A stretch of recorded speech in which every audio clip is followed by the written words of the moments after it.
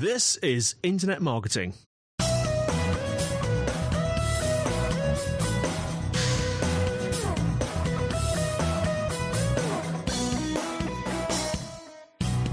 Today, I am joined by Marcos Alvarez Martin, our Senior SEO Analyst at SiteVisibility. Marcos, say hello. Hello, thank you for having me. Hi. I always feel strange asking people to say hello. It's like a demand. Yeah. Marcos has been at SiteVisibility. How long now, Marcos? 4.5 years? Is that about right? I think now it's been 5.5. Oh, wow. Yeah. I think after 4, that's when you just start losing track. Yeah. I've lost track of how long I've been at SiteVisibility now as well. Hmm. But Marcos has been with us a very long time. He's primarily been our SEO specialist within the team, and has kind of developed over the years into a senior SEO analyst role. And about a year ago now, Marcos? Just under? It was at the end of June. At the end of June. Oh, there you go. So around a year ago, Marcos moved from Brighton back to his homeland of Tenerife, and now works with SiteVisibility full-time remote, although does join us in the office occasionally, which we'll probably touch on. So given the pandemic and lots of decisions being made by businesses about when to return to work, how to adjust to life, remote working, and the impact that post-pandemic this will have on businesses, there are going to be lots of decisions to be made in terms of offering flexibility to staff, when or if to go back to an office environment at all. And so I thought one of the best people to get on the podcast to talk about this topic would be Marcos. Marcos has experienced this, and I think when we're making this decision, we need to make this decision with our staff and get their input. And so Marcos, with the title today of Inside the Mind of a Remote SEO Analyst, which sounds very intimidating, but we're going to jump into your thoughts and feelings on the topic, Marcos, which I'm really looking forward to. Yeah. So take me back, I guess a year ago, maybe even longer, and just if you could start by talking me through some of your decisions and the decision-making process that you went through when you decided it was time to return to Tenerife. Yeah. So everything started quite a few months before I actually moved.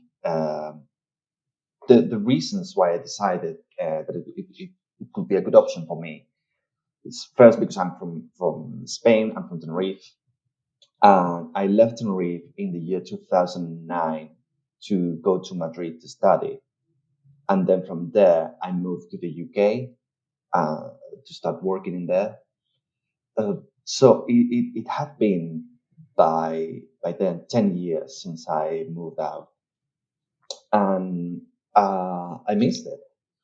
I miss being close to my family, my friends. The sun may have something to do with it as well. So I was thinking that it was time for me to come back home. But at the same time, I was enjoying so much the work I was doing with SiteVisibility. As you say, I have developed into a senior role. I was having more responsibilities as part of the team. I enjoy the clients that we have. So I wanted to come back, but at the same time, I was enjoying the work that I was doing there. And what made me think that it could be a possibility for me to move back was first the fact that in the company, we always have calls and conference call platforms to speak with clients. So we don't always see face to face. We have the usual review meetings. For the clients that are closer to us, we see them more often. But really, the work that we're doing, digital marketing, we can do it online. And then, SiteVisibility was already offering the possibility to do flexible work, people working from home some days. We have already a member of the team working remotely from London. So I thought, well, this could be a possibility for me too. and that's when I brought it up to the company. So you mentioned there that you'd kind of been thinking or maybe been a bit homesick for a while, and yet you were enjoying your work. Was there anything that made you kind of pull the trigger and say, all right, now is the time that I'm going to ask? Was there any kind of event or moment, or was it just a culmination of everything? I have to say that Brexit was a turning point. It was a moment where I thought, okay, what's going to happen now? Yeah. I didn't know what was going to happen with Europeans living in the UK. And it was something that was already in my mind in a ways. But I think that Brexit was a trigger point, but made me think about the right time to do that move. That makes sense. Yeah, I mean, ultimately, if you're feeling a culmination of all of those different points that you just said, missing family, son, and wanted to go back home after 10 years or so, Brexit, I imagine, just the emotional labour, at that particular time as well, even a year ago, and before that, the uncertainty would be enough to kind of say, right now is the time. Yeah. So I understand that. And then I think what I'm curious about is then in terms of communicating that, and then kind of, I guess, was there any fear, because you said you were enjoying your work, was there any fear of approaching that topic in our team, or did you feel pretty comfortable with that? There was clearly a fear because I didn't know what to expect really. So it took a lot of time really to really come up and say it to first to senior management and then to the rest of the team, because we're a small team and we work very close with each other, and sometimes it's just very easy to turn around to the person next to you and ask them something. And I was aware that if it wasn't there, that was not going to happen. Right. And then it was also all the things going on in my mind, thinking everyone has to go to work and I'm going to stay home. And at some point, there was also guilt of thinking I'm moving away and leaving everyone behind, doing the bulk of the work. But it wasn't true because I've been working as hard as when I was there in Brighton. But at the time, I didn't know what was going to happen. I didn't know what to expect. So I did feel a bit guilty for going away. Yeah, that's we were talking about this, I remember briefly the other day, and I remember this is just a fascinating thought. In the introduction of the podcast, I was talking about, getting you on the podcast to talk about your perspective on feelings and thoughts. So I guess that business owners, or even people that are in the same position as you, they know how to approach these topics. It really, it almost saddens me to think of you there, a year or so ago, just worried about raising the topic. I'm so glad that you kind of did. And again, we'll talk about the process and how we manage that in a moment. But this might be a tough question to answer, but is there anything that you think that either our business or any other business can do to make approaching that topic even easier, so that you weren't in such a you didn't have that kind of moral conflict in your own mind? Yeah. So I'm thinking that one of the things that allowed me to speak up about this and be open to this possibility is the business culture. And I know that SiteVisibility was already offering flexible hours. And we have been discussing about working remotely. We have been discussing about being an online agency, just not as something that was set in stone and that was going to happen, but just the possibility. And it turned out that a few months after that, we had to do it. We were forced to do it because of this pandemic. But just having that culture, that closeness to the senior management, I remember I could go to you or to Jason with whatever is on my mind. We can at least discuss it. I said at the time, if this is not possible, fine. I just want to raise it and discuss it. So having that openness in other businesses could help employees brought up this topic. and having that trust between the senior management and the employees. It's also important. Being open and not be judgmental. Yeah, the key message. It's, I mean, a lot of it.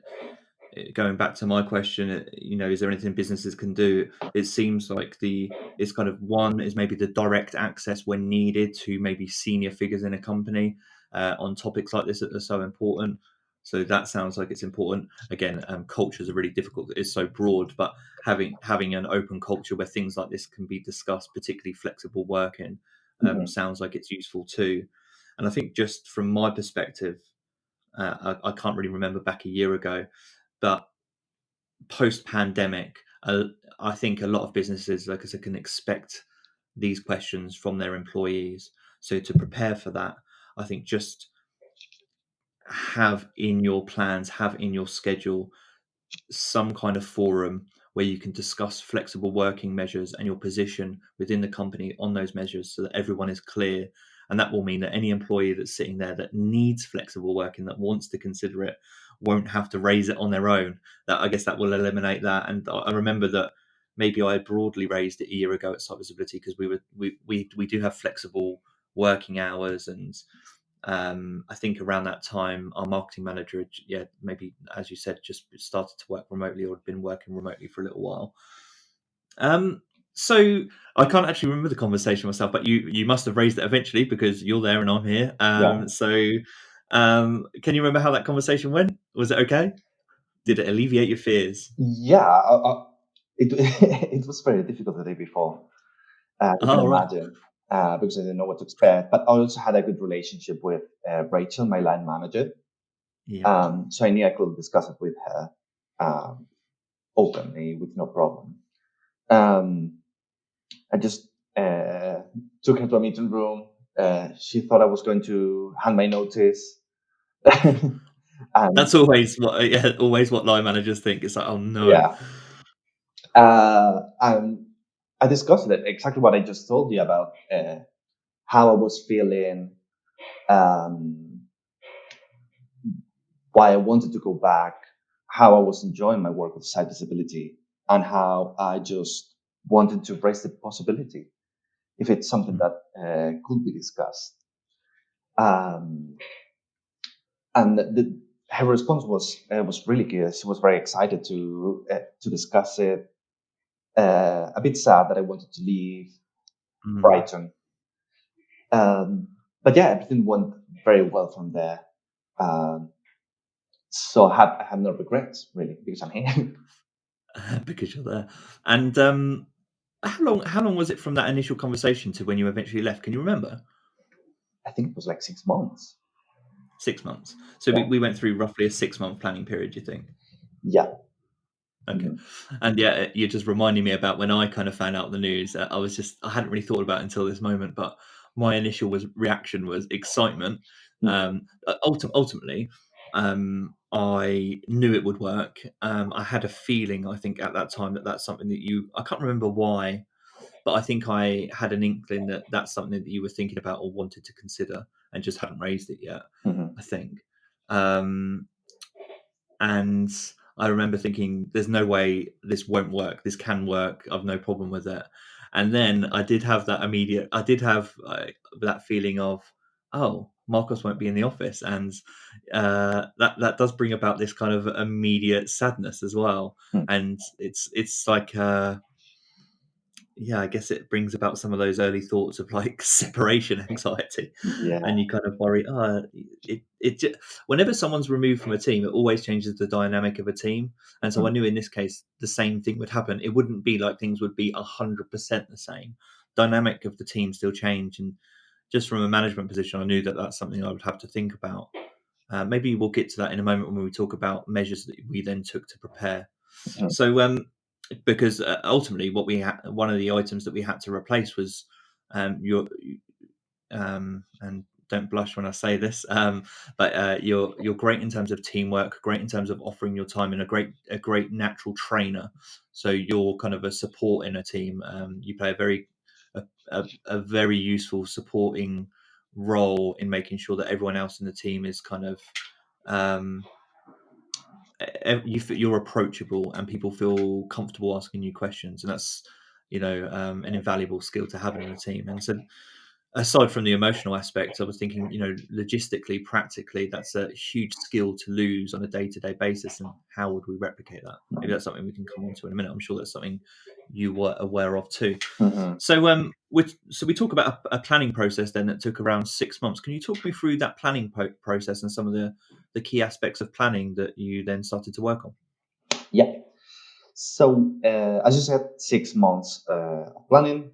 The beginning was just discuss it with senior management, how we were going to do this, because we had experience with people working remotely, but not as remote as Tenerife. There were things that were asked, like, what is the time zone of Tenerife? Is it the same as in the UK? Do we need to consider that when booking meetings? And I said, it's fine. The Canary Islands have the same time zone as the UK. So we don't have to worry about that. The other things we had to consider was communication, how and when I will communicate with the team, with the clients and the manager. The other thing is we need to consider was the technology. What do I need to do my work? Because of course, much of the work that I do had to do with technical SEO, a lot of technical elements that I need to check. So I needed not just the basic laptop and a phone, but we also had to consider software that I needed to use. And that's when the discussions around having a VPN installed on my laptop started. And I'll talk about the VPN in a minute, because that's a very interesting topic. But other things that we have to consider was having quarterly reviews to make sure that everything was working out. It wasn't just me going ahead. And that's something I wanted to discuss as well, because I just didn't want to go away, start working remotely, and then forget about everything else. I wanted to make sure that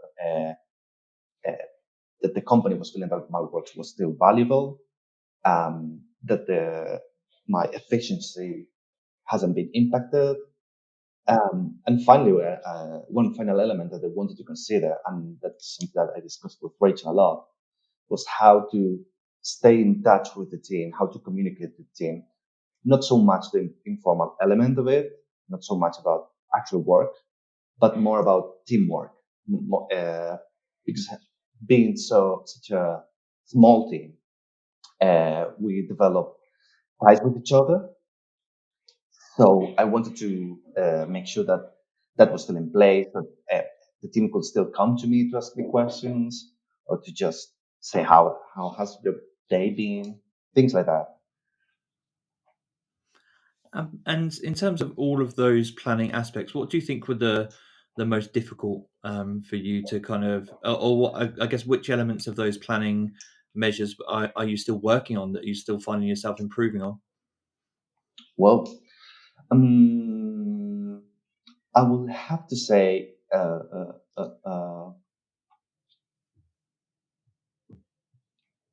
the communication aspect. It's an important element, and that's something that in general we all need to work on.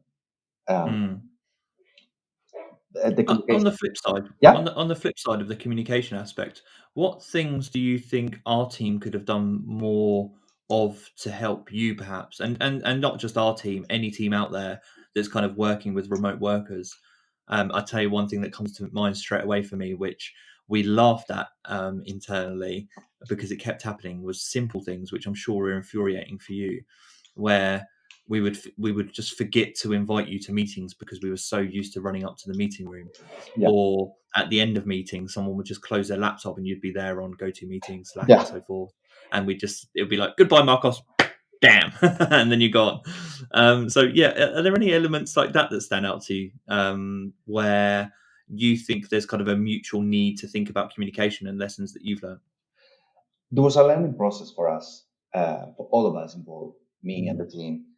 I think that they invited me to meetings and dialing me in and saying goodbye after the meeting was something that at the beginning it was not a problem. It was more like a small issue that was there.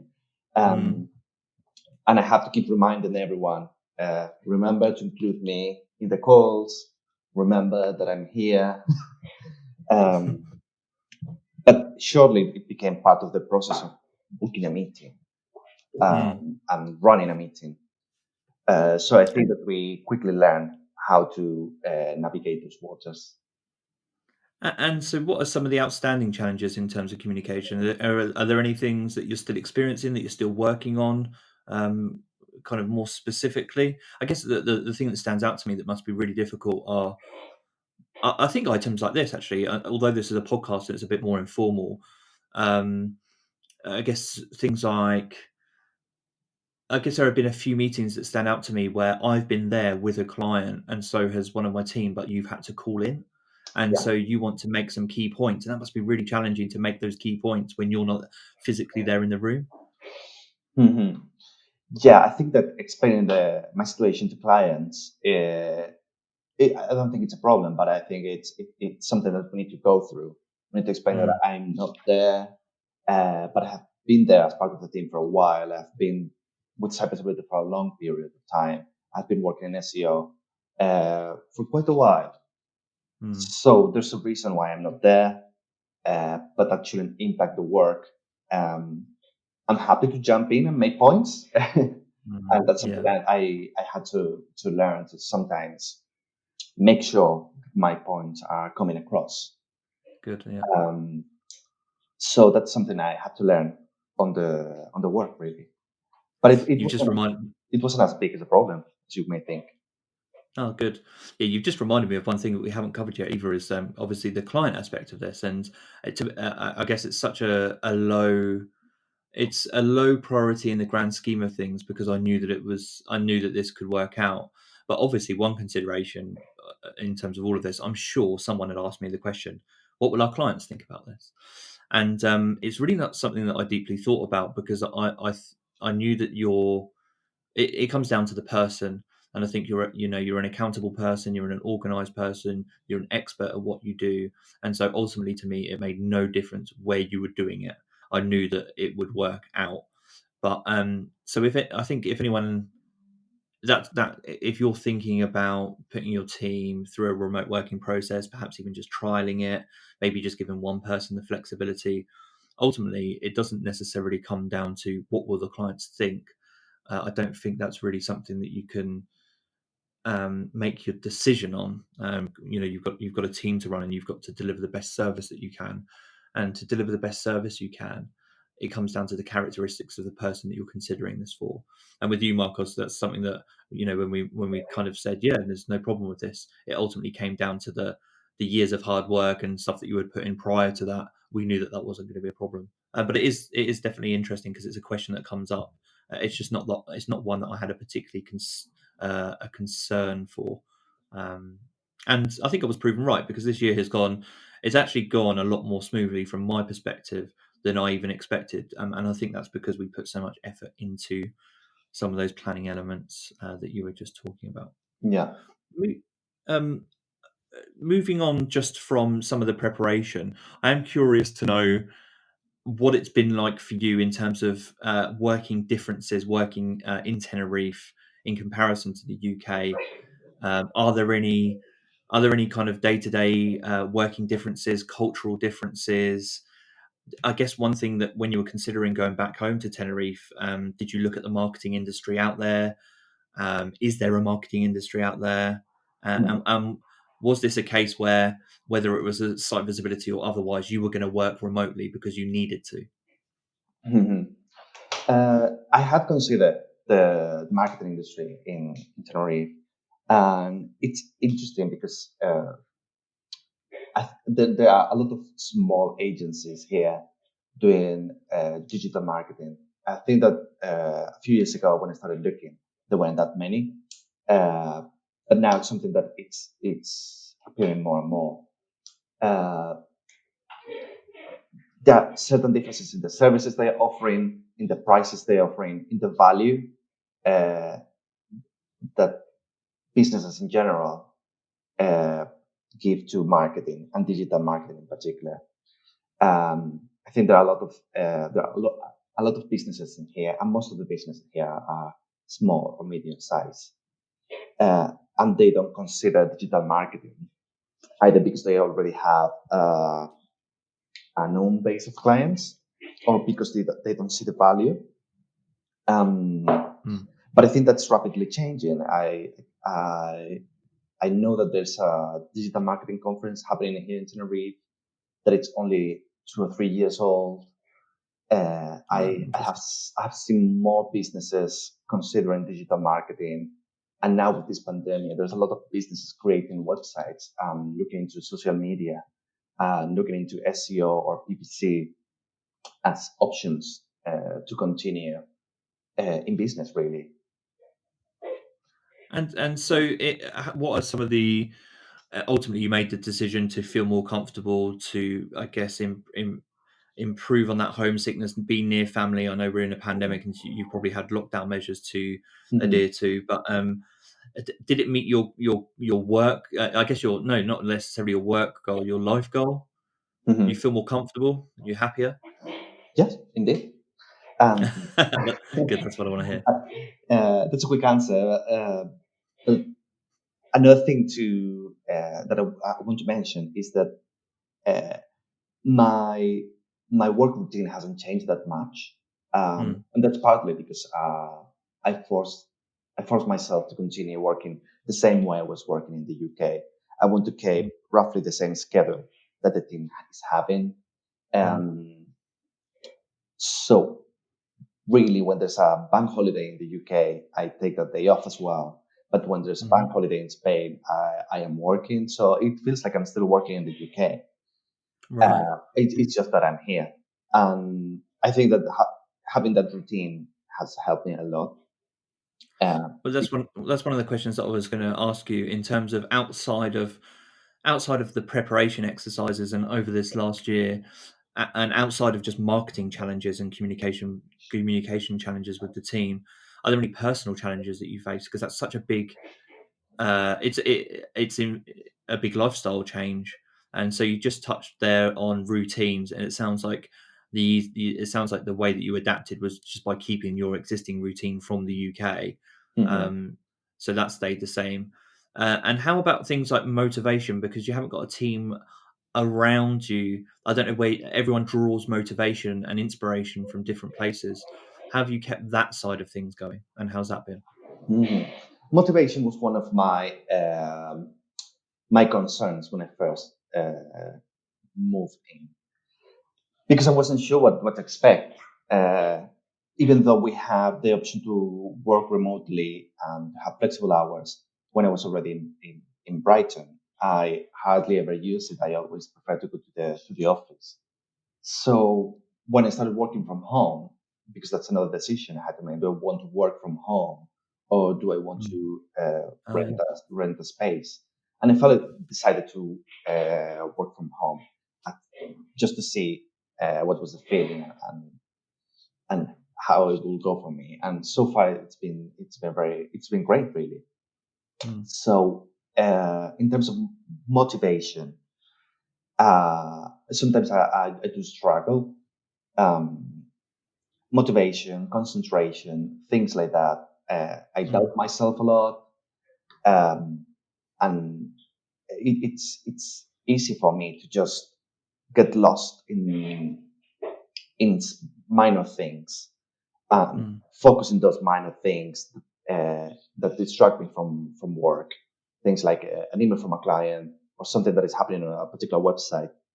And I start looking into analytics, Screaming Frog, all of these different tools just to get obsessed with something. And then that could lead to demotivation and distractions. So I have to teach myself to focus on the things that matter, to focus on my task list. It forced me to be more strict with my calendar and to plan better. And that's something I have found as a result of this. I'm better at planning. Interesting. Yeah. And another thing that has helped me a lot is having a coach.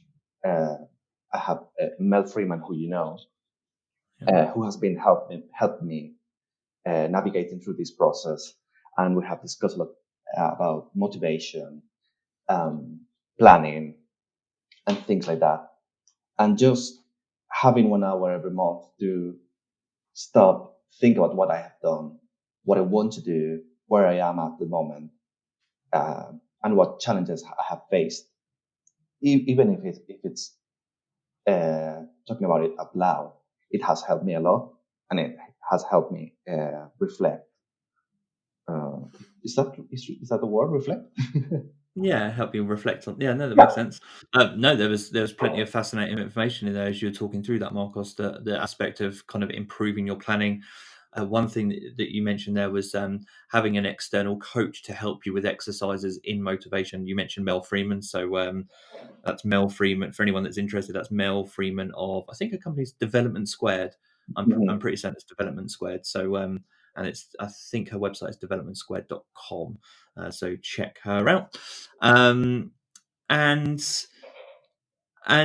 the other interesting thing, which I hadn't really even thought about, was your decision whether to work from home or then I guess there are co-working spaces out there like we have in the UK. Yeah. But at the beginning, because I wanted first to, because when I first moved here, I didn't have a car, Right. and I wasn't sure what to expect. I only had my laptop and my wheel. So I preferred to stay at home at the beginning and see how things were going. And then I will consider going to a workspace or not. And so far, as I said, I'm very happy. And another thing that I have been working on is my room setup. And that's something I think it's very important as well, because you need to feel comfortable wherever you are. That's not just having a nice desk and a nice chair that will help you with your posture, but also just the atmosphere of the room needs to be good, needs to help you with your motivation. I have here my setup with my gerbils in it. I have a picture of the Middle Earth. I think I can hear them. Are they running around a wheel in the background? No, that's probably just me. Right. Are they sleeping? Yeah, they're sleeping at the moment. Oh, cool. Yeah. They're sleeping most of the day. They only wake up at around 4, right, which is when I start getting distracted. But they're usually very, very nice. They usually hit themselves, and that helps me create like a safe environment for me to work.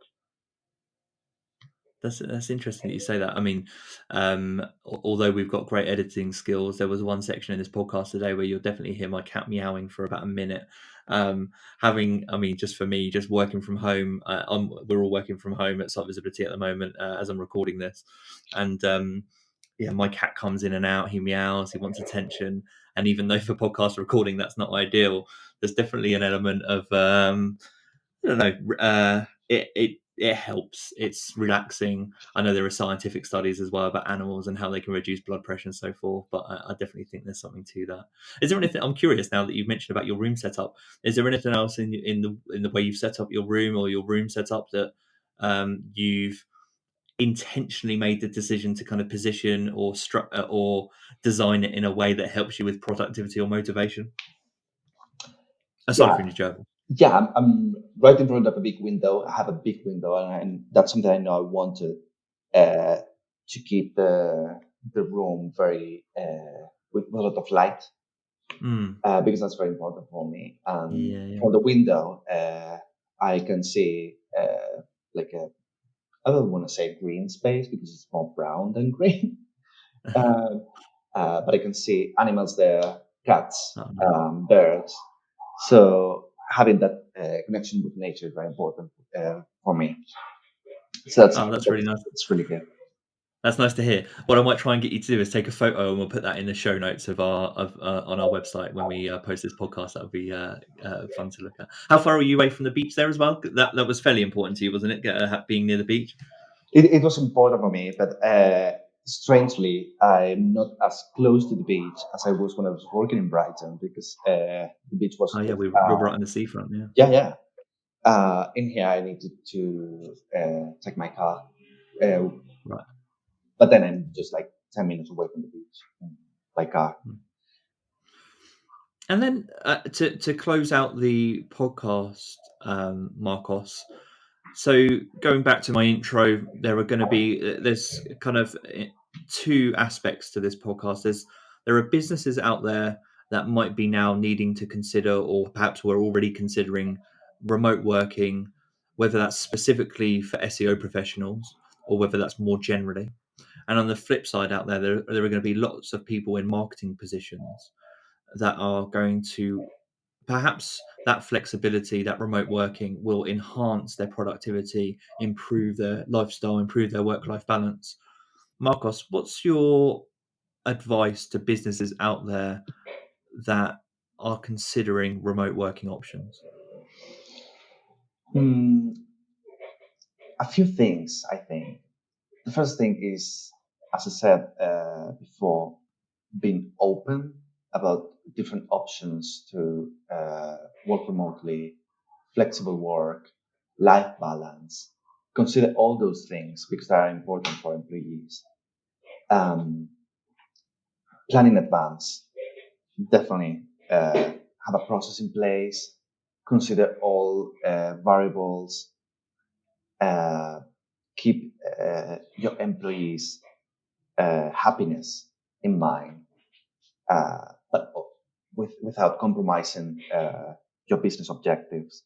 Because I assure you, they don't need to be. They don't need to go in different directions. We can all work towards the same goal.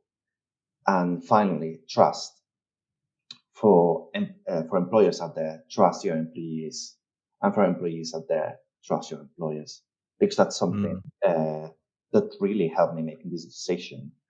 I felt there was mutual trust between all of us, and it was a big step for me, and it turned out well. It turned out great. I'm very happy.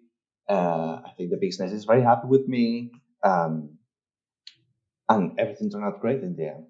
And I have to thank you and Rachel and Jason and SiteVisibility and the entire team in general, because I haven't felt big changes. I go to the office once a month when there's no pandemics around the world, and nothing has changed really. So I'm very happy with that. That's almost the perfect ending. So I wish I could just end it there, but there are a couple of key points just to from that. Well, number one, thank you to Marcos. I mean, trust goes two ways, right? And I talked about characteristics before. It was the hard work that you put into the years prior that left me with no doubt that this would be fine. Trust is I mean, we could do a whole, and we probably will cover the element of trust within business culture in a different podcast. But like I said, it's a two-way street between employers and employees when it comes to trust and building a culture of trust. But that does come that does come from senior figures in a company, and so you have to create that, and you have to anticipate these things that are coming, and to create that culture of trust. There's one key thing that we haven't touched on throughout this podcast until this point, but I will make a note to say that when we were planning, one key aspect, which is so often missed from marketing in general, is we wrote down our plan in the form of an agreement. So it was a written plan. And so this wasn't all verbal. This wasn't just conversations and meetings. We actually have an agreement in place with Marcos that's written, that really helped state the position of both parties, which I also think helps with that element of trust. There's no ambiguity when you've got things written down, and so not only putting in the 6 months of planning or so, and actually communicating that with the rest of our team, but writing it down. I know for me personally helped. I'm assuming that helped with you as well, Marcos. Mm-hmm. Yeah, it was good to see everything written down, because that way we could always go back to that agreement and see, okay, so what's happening now? And we discover even things we haven't considered. Like now in this pandemic, I cannot go back to the office. So what do we do in this case? Mm. So it's always good to have that in written format, but also to go back from time to time and review it and see Yeah. if we could update it somehow. So yeah, that was good. So have a written plan for remote workers if that's something you're considering, and a written agreement, and then make sure that you review it periodically. So Marcos, in closing, I just want to say thanks for your time today. That was a really interesting topic, and a topic that's, I guess, at the heart of lots of businesses and lots of employees right now. So I'm really glad that we talked that through. I'm so pleased that you are feeling happy, that you made the move, that we've experienced no issues from it, and that's a testament to your hard work as well. In closing, can you just let people know where they can find you? Yes. You can find me first on the SiteVisibility website. You can find me there on the on the team page. But I'm also on LinkedIn, Marcos Alvarez Martin, Twitter, same name, Marcos Alvarez Martin. And then my email, if you want to contact me, my SiteVisibility email is marcos.martin@sitevisibility.com. And for all show notes for today's podcast, you can find them at sitevisibility.co.uk. We're on all major podcast platforms where you can also find the show notes. I'm Scott Colnut, the new host of the Internet Marketing Podcast, and you can find me on LinkedIn. If you just search for Scott Colnut, you can find me on Twitter at Scott Colnut, or you can message me with feedback at scott.colnut@sitevisibility.com. Thanks for your time today, Marcos. Thanks to all our listeners. I really want to hear your feedback, and goodbye for now.